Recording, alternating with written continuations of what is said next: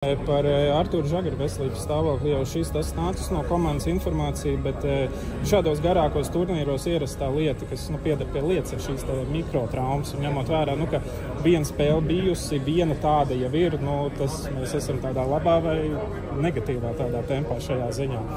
Mēs esam labajā, tāpēc, ka, es gribu teikt, ka Žagars spēlēs. Tā ir labā ziņa. Jā, tad nekas slikts nav noticis. Ir bijuši vienkārši tāds piesardzība, un jā, tas bija signāls, bet viņš būs gatavs spēlēt. Un, manuprāt, mums ir ļoti profesionāls medicīnas korpus. Ļoti profesionāls, un jūs nevarat iedomāties, ka viņiem tikai pēc spēles darbs sākās. Jā, un, jā, ok. Redzat, man cilvēkam neļauj runāt. Es jau pirms viss labi, tātad par Žagaru pieņems. Ko tu man vispār jautāji tagad aizmirst? Pozitīvi vai negatīvi, ka tikai vienam spēlētājam ir mikrotrauma līdz šim čempionātā pēc vienas spēles? Es sapratu. Jā, mikrotraumas, ja godīgi, ir pilnīgi visiem spēlētājiem. Pajautājiet, kuram kaut kas nesāp. Tas ir profesionālais sports, bet es gribu vienkārši uzslavēt un pateikt, ka mums ir super labs un profesionāls medicīnas korpus, kuri pēc spēles, pirms spēles, tad viņiem tikai darbs sākās un viņi dara visu iespējamo, lai visi šie spēlētāji varētu spēlēt. Tagad 2 spēles pēc kārtas, piekdiena, sestdiena. Kā šis varbūt maina šo sagatavošanās procesu, jo tomēr ir spēlētājiem nepieciešams tas laiks, lai atjaunotos? Jā, tas atkal ir profesionālā režīma jautājums. Tas ir mums ir uzturs, miegs, tas viss ir individuālā atbildība, jā, bet, protams, arī mūsu plānošana, jā, kā mēs saplānojam katru konkrēto dienu, kā mēs pieejam spēlei, bet nepārvērtiesim arī treniņu nozīmi. Treniņš var nebūt arī fizisks un aktīvs, viņš var būt arī video treniņš. Ja? Tā kā to mums ir laba informācija, mēs spēlētāji ņem arī pretī šādā veidā. Tā kā iestrādes jau ir, pats zini, ir logos jau pierasts un arī sagatavošanās ciklā mēs nospēlējam 2 spēles pēc kārtas. Tas nebūs vienkārši, bet ja mēs gribam stiprākajiem jāiziet šitam cauri, tad ja mēs iziesim cauri šim, tad arī mēs pierādīsim, ka esam stiprākie. Noslēgumā 3 vārdi, 3 lietas, kas nepieciešams uzvarēt rītdien. Wow, 3 vārdi, 3 lietas, kas nepieciešams uzvarēt rītdien. Es nezinu, klišejs varbūt, bet labi, teiksim, miežu vārdiem pauti. Jā, vajag raksturu tātad, vajag saliedēt komandu, jā, un vajag stiprāko prātu. Stiprākais prāts uzvar. Nedaudz vairāk, bet lai veids rītdienas spēlē. Paldies. Treneri Klau, runājot vēl par vakardienas spēli, redzējām, ka tā viņu šova aizsardzība ar pick and rolliem kaut kur, manuprāt, izsit mūs no līdzsvaru. Man izskatījās, ka vakar drusku piekliboja, varbūt kaut kur spacings. Kā tas izskatījās no treneru perspektīvas un kādus akcentus likām video treniņā? Jā, šodien mums bija ļoti garš video treniņš, bet vairāk vai mazāk tas bija par agresivitāti, kad ielausties soda laukumā. Šāda aizsardzība, kā viņi spēlēja, jeb šovu vai flash vai nav, kā jūs viņiem saucat ar īsu palīdzību, viņi atver iespēju mūsu maziem spēlētājiem iet soda laukumā, un mums tas ir jāizmanto. Jā. Ja vēl kāda komanda spēlēs, noteikti mēs būsim ņēmuši vērā.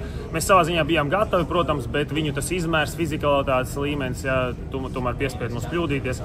Tā kā tā ir atkal, šajā brīdī tas ir tāds laba mācība, jā, uz priekšu. Latvijas izlases analītiķis Žants Pēners gan vairākos podkāstos, gan vispār sarunās norādījis, ka īpaši pārbaudas spēlēs pretinieki uzmetuši ar tādu, varbūt neierasti augstu procentu pret mums.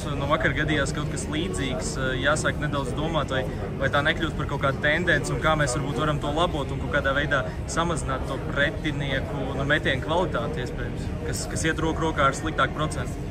Jā, zini, kā mūs neviens neuztveras kā tādus underdogus. Jā. Visi uztver, ka mēs esam 5. komanda pasaulē, mēs visi grib ar mums sacensties, visi grib pierādīt, visi ir labākie. Redzēja Larkinu, jā, viņš bija super motivēts vakardienas spēlē, vai gan paskatāmies draudzīgi pārbaudas spēlēs, viņš tāds nebija.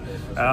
Mēs uzņemam pašmaiņu čempionātu, tad motivācijas līmenis spēlēt pret mums ir komandām ļoti, ļoti augsts. Jā. Viņas grib parādīt labāko sniegumu. Tātad mums jāspēlē virs jau savam spēju robežām, lai principā sacenstos, lai būtu tajā pašā līmenī un labāk un uzvarētu šīs spēles. Tie brīvie metieni, viņi rodās tāpēc, ka notiek kaut kāds domino efekts, jā, tas mums ir jāatrisina, un par to mēs arī esam strādājuši gan video, gan arī individuālais sarunās.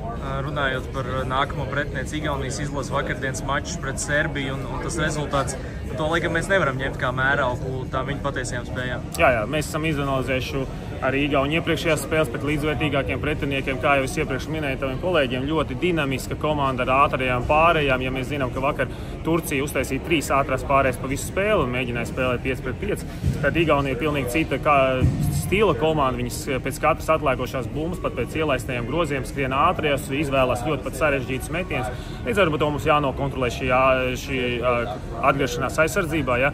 Un jāsoda viņiem par to, jāizmanto šie viņu ieroči pret viņiem. Ja? Ļoti dinamiska komanda, tātad mēs nedrīkstam sekot, mums ir jādiktē no aizsardzības, jāliek savu ķermeņu lietā, savus izmērs lietā, ja? Un jānokontrolē spēli no aizsardzības. Nokontrolēsim no aizsardzības, mums uzbrukumā, es domāju, būs noteikti situācijas, kuras mums tikai jārealizē. Nu, runājot par Igauniem perimetrā, šķiet, ka varbūt nav tik daudz ļoti augsta līmeņa ballhandleru. Arī Kristianam Kulumē gadās bieži vien, piemēram, Bilbao spēlēt kā tādam secondary ballhandlerim. Tagad viņš ir primārais bumbas pārvaldītājs. Vakar šķiet Aleksa Avramovičs bija tas, kurš viņu daudz maz izslēdza, varot vaļā viņam tikai kreiso roku. Tā arī varētu būt kaut kāda veiksmes un panākuma atslēga mums, kaut kādā veidā aizslēgt viņam labo roku un maksimāli forsēt uz kreiso un vispār ierobežot viņu tādu vadošo bumbas pārvaldītāju.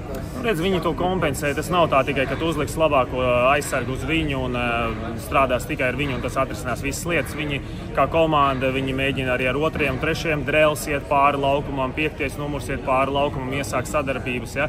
Līdz ar to mums ļoti svarīgi ir spēlēt pret Kulumē bez bumbas, ja? Neļaut viņam viegli saņemt bumbu, neradīt atstarpi. Ja? Un kā jau es minēju, viņam ir ļoti daudz kustības bez bumbas. Ja? Un šajās kustībās mēs galvenais nedrīkstam viņu pazaudēt, nedrīkstam viņam ļaut viegli izskriet ārā, bet būt priekšā, apgrūtināt, izspiest no pozīcijām, ja? Un tad jau pēdējās sekundēs tur uzbrukumi, ja? Nu, tad jau jāstrādā visai komandai, lai apgrūtinātu viņam situācijas. Nu, tad noslēdzošies, ņemot vērā to, ka viņiem ir daudz dažādu iztrūkumu, tostarp arī labākais centra spēlētājs, viens izteikts centrs, Matijas Stas, kurš ir palicis sastāvā, tāpat arī tur Kaspars Strejers, vēl citi spēlē, Konončuks arī 4. numura pozīcijā.